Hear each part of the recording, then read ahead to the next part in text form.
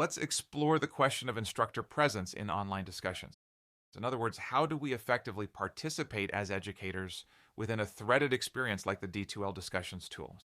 So to begin, let's imagine you are teaching a pre-built course. More than anything, you want your remote students to sense your presence, just like they might in a brick-and-mortar classroom. And likewise, you really want your department head to be able to easily and quickly observe your online presence within these threaded discussions. How then can you show that you are present for your asynchronous online students? Now that we've set the scene, here's a broad sketch of what this video experience will cover. We begin with an overview of D2L's discussion tool. Initially, we are not looking at how to create a discussion. Instead, we are examining the pedagogical experience of any instructor teaching from a pre-built course. We will then share some scenarios to examine how we might facilitate better conversations within those pre-built D2L discussion topics. We will close by sharing some final points and caveats connected with a few current design limitations in the D2L Discussions tool. Future videos will explore the D2L discussion creation experience, including how to link those both to D2L rubrics and to the D2L Grades tool. Let's begin by taking a tour from the driver's seat of D2L's discussion tool. To start, we might ask this: what exactly is the D2L Discussions experience? We might begin here by acknowledging that the term discussions is a bit of a misnomer. Indeed, the tool does much more than host discussions. This D2L branded built-in tool is kind of an all-purpose threaded dialogue tool that educators lean on for nearly all social learning experiences within Brightspace. As most other D2L branded tools don't allow for dialogue, educators have adapted this tool for many purposes beyond collaborative inquiry. For example, it can be used for progressive drafts and self-reflection around any iterative or project-based learning experience. Some use this tool to scaffold student-led discussions, for role-play scenarios, for peer feedback, or even for free writing. Others use this tool simply for helping students document their written work and problem-solving processes, and ask students to attach photos or videos of their work. Some faculty create peer support forums using the D2L Discussions tool. Each discussion topic can be set up as graded or ungraded. In other words, some discussions are more focused on the intrinsic reward of a personally relevant conversation, rather than the extrinsic reward of earning points for participation or the demonstration of knowledge. Check each discussion in your pre-built course to see how it's designed. So how do we find pre-built D2L discussions? There are two ways: within content modules or within the D2L Discussions tool, and that's via the D2L navbar. In a quick tour of D2L content, here's what we may find. In our Start Here, or even our Week 1 or Unit 1 module, let's locate and click on the introductory discussion. This kind of peer connectivity icebreaker conversation is common in pre-built courses. As this opens, we'll see the full guidelines at the top. Some courses will include links that detail guidance to keep that section concise. Below this description, we will find the student posts, or the lack thereof. It's a threadless ghost town so far. So how else can we find D2L discussions? From any course page that includes a D2L navbar at the top, locate discussions. This opens up a view of all discussion topics. These are organized within folders called forums. Please note that some pre-built courses promote smaller group discussions, and when they do, they often include guidance to instructors within hidden folders on how to set up those groups. If you utilize groups, make sure that your groups are large enough to account for non-participants. You don't want a group of 3 in the first week, only to find that 2 of those 3 students drop the class.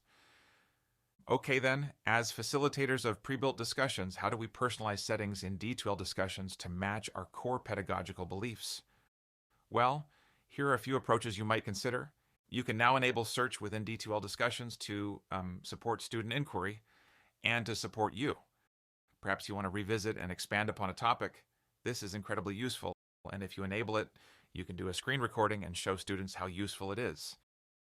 To enable this, leave content, go to the discussions tool itself, and above all the discussions listed, click the display settings gear. Then choose Show the Search Bar to provide everyone with the ability to search all D2L discussions by word or name.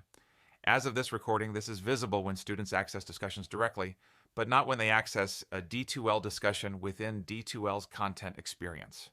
Hopefully this feature will be fully visible there as well, by the time you watch this video. Also, under your own subscription settings here, you may want to choose subscribe by default in order to stay connected with ongoing discussions. To do this, scroll up or down until you locate subscription settings. Then, check the box to automatically subscribe to any thread you create. Another feature you might consider is to enable upvoting, as this may help students feel more heard. If you scroll through your discussion settings, you'll notice that by default they do not allow any kind of peer upvoting. If you click on the drop-down, you'll get choices. One choice we promote, the upvote-only rating scheme, which promotes positive peer nudges. A few upvotes can help students know that they're not speaking into a void. While this settings adjustment does enable upvoting, keep in mind that you must also enable this feature to be visible within each discrete D2L discussion. To do so, click the drop-down chevron next to your discussion topic and choose Edit Topic. And then click on Evaluation and Feedback. Within that section, check Allow Learners to Rate Posts. Personally, I like to choose Upvote Only to emphasize peer support. Granted, the student who gets 0 upvotes from their peers may feel the opposite of supported. Part of your pedagogical experience within this tool might be to upvote every post you read, and perhaps also to encourage students to do the same. Whether you enable upvotes or not, keep in mind that a post without replies can make students feel unheard and can actually alienate them from their peers. In turn, their posts can become more formulaic and less authentic. Let's pivot to some scenario-based practice in the context of D2L's threaded discussion tool. So, how do we participate educatively within D2L discussions rather than reverting to mere grading?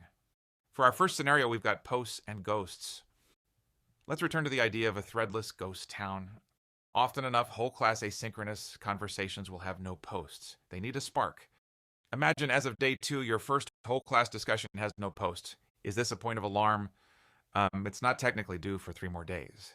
Do you believe it helps when educators take the first leap? Do you believe it helps when educators model practices for students? How might you set the tone and nurture a culture of curiosity and care? How might you, as the lead facilitator here, spark the conversation? Why not make the first post? Let's hop in and do an initial post to model expectations for our students and show our human side in the process. To begin, click on the blue button that says Start a New Thread. In my post, I try to model everything that I expect. I could just scroll down and click Post, but I want to add an image and some links. And before that, let's also review some key features within this experience. Pin thread is an option that will set this post to be the first one that's visible to your students. Subscribe to this thread lets you follow all replies. You can also click Add Attachments to see various options. For example, you can upload files and record audio within D2L, or you can even add Google Drive by clicking on the Choose Existing button. Returning to our goal, let's add that image. Scrolling up above the larger text window, you'll find D2L's text editor, which is often referred to as their HTML editor, and that includes many helpful options. Let's add a picture where our cursor is by clicking Insert Image. Then click My Computer and now click Upload. Select your file, click Add, then add what's called alternate text, like Reed smiling beside his fluffy dog, and there it is, my photograph embedded right in the discussion post. Next, let's add those links. First, make sure to copy the desired URL, then highlight your ideal text and choose the Insert Quicklink button. Choose URL. Then paste in your website address in the URL field and click the blue Insert button. Don't forget to click Post. And keep in mind that there is no Save Draft feature in D2L Discussions yet. Here's how our post appears highlighted in light blue within that D2L discussion topic. Congratulations, it is no longer a ghost town for you or your students. This should help set the tone and spark the discussion. Let's do another scenario, which we will call Duly Noted. Imagine that 4 students have posted so far in your class, but only 1 has met the criteria for the discussion guidelines. In other words, most students appear to be doing just the bare minimum or less. This particular D2L discussion prompt, or topic as they call it, is not yet fun to read. Not for you and not for your students. With one exception, is there a good way to build upon that initial exemplary student work, perhaps by somehow highlighting it within D2L Brightspace? Might this practice help you reinforce your expectations while there is still time for students to edit or expand their posts? Let's dive in and examine that specific post. don't click on the More chevron. Instead, click the post's title. Scroll down to see her full post. In her post, Maria addresses every item and includes YouTube videos too, embedded right within her post. Very cool. How might we lift up her post as a model for her peers? To start, you can pin any thread to make it the first thread that's visible to students. From the post drop-down, choose Pin Thread. Now, it will be one of the first posts to be visible to students. You might also consider a quick reply. Quick replies can also help all of your students to see that you read their posts. As it opens, please note that it may include a copy of their original post within your reply. To limit clutter, you may want to delete that copied text. To avoid this problem in the future, you may also want to return to your discussion settings and uncheck the option to include original post in reply. Anyhow, let's give your reply a catchy title. Otherwise, it will just default to the original post title. Here's a social media kind of question. Can we @mention within D2L discussions? Absolutely. To @mention, type the @ symbol, followed by their first or last name.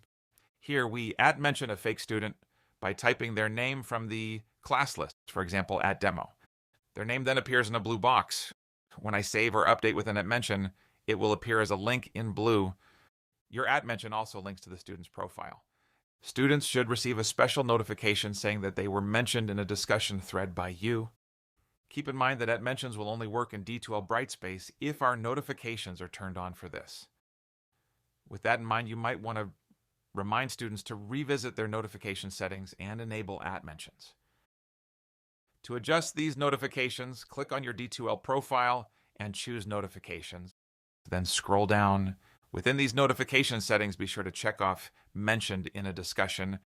You can also encourage them to @mention you or their peers. For example, to @mention me, students would type a read and my name would appear to choose from. For a more quiet approach, consider awarding a D2L badge.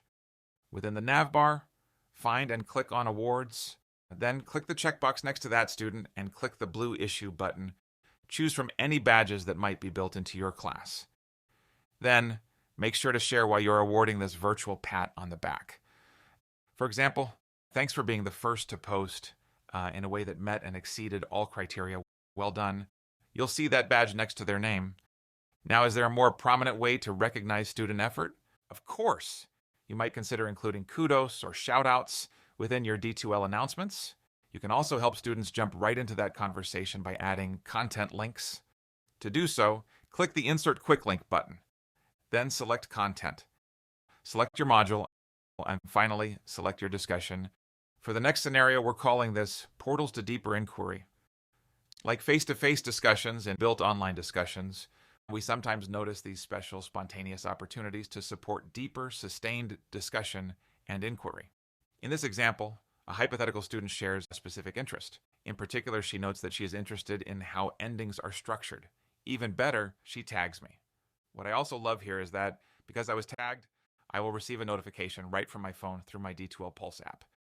How then might we open up and extend our conversation to promote a deeper collaborative discussion? Here are two approaches. First, we could reply to that thread, or we could also share a connected announcement about the spontaneous opportunity for an interesting extended dialogue. Second, we could also gamify the experience by quickly creating a badge or two. In other words, we could create a badge called the Longest Thread Award, or Most Upvoted Posts, or even a Deep Inquiry Award. These are ungraded badges, but they can be very encouraging for students. In this example, I will just focus on the quick reply. I title my reply Extension Question for the Whole Class. I then ask everyone in the class to share their own favorites and to upvote their favorite replies. Pedagogically, my goal here is to help students build more life-to-course connections to keep the course personally relevant. Let's do another scenario which we will call the Benevolent Nudge. After 4 days, only one student has posted to the first discussion topic. How might you nudge your students to dive in already and share? With any discussion linked to D2L Grades, here's one quick solution. Let's dive in to take a closer look. From the nav bar, click on Grades, then click the checkboxes next to all items without first submissions, then click Email. There we are. Now you can draft a short nudge message to this group of students and they will be BCC'd. In other words, they won't know which other students are receiving this. Your email might begin, for example, with, if you're receiving this email, you don't appear to have ... All right, folks, let's share a few closing caveats connected with the D2L Discussions experience. First and foremost, please keep in mind that there is no live mode yet in D2L Brightspace. D2L's branded tools are still designed mainly for asynchronous experiences. As such, students cannot yet see or sense who else is in the room at the same time. Also, there is no built-in feature yet that enables students to hop into a live video meeting or into a back channel with others currently in the room. Keep in mind that microaggressions and student conflicts will emerge, even in asynchronous classes. This is perhaps inevitable, especially in courses that stay relevant by helping students discuss how their course connects with current events or their personal goals. Real conflicts, microaggressions, or downright meanness can emerge. As of this recording, there are no analytics alerts or dashboards to keep us aware. As such, you might encourage your students to message you when any kind of escalations emerge so that you can quickly go in and moderate so as to de-escalate, limit harm, and maintain a safe space for shared inquiry. As you may have heard, the misuse of AI is emerging even within the threaded discussion. What can one do? Especially with topical prompts that seek long responses or prompts that aren't deeply engaging, you may see more posts that appear to be AI generated. As such, some of your prompts may need to be slightly tweaked to minimize AI misuse. For those of you who love to confer one-to-one with students in your brick-and-mortar classes, keep in mind that there is not currently a built-in way to organize this asynchronously. That said, while this is not yet available within discussions, you might create a widget noting your office hours or appointment calendar, so students know in real time when you are synchronously present in their classroom. As another caveat, keep in mind that perhaps like iPhones, D2L is currently set up to lead to its own branded applications. In practice, this means that if your course is designed with third-party discussions tools like Packback or Perusal, when students click discussions from the navbar, they will not be able to find your discussions, but instead will be directed to D2L's branded tool. If your course uses third-party discussion tools, make sure to guide students on how to access them. A short screen recording to help them learn how to navigate the class can go a long way. That's a quick look at how we can demonstrate instructor presence within D2L's threaded discussion tool. If you want to practice adjusting your settings after completing this video experience, make sure to request a sandbox and start playing with the latest options available today. Finally, I just want to share a note on the use of generative AI in this recording. While it was written by Reed Dixon without the use of any AI tools, he turned to AI to generate his voice because he lost his voice at the time of recording. The tool he used was 11 Labs. However, due to the post-production time currently required for making the pauses sound natural, this is not a recommended practice for most educators. More specifically, it took considerably more time to add pauses, edit out the audio glitches, and match the audio to his slides than editing a straight recording would have. Thanks for being with us, folks. That's the heart of it. We'll see you online.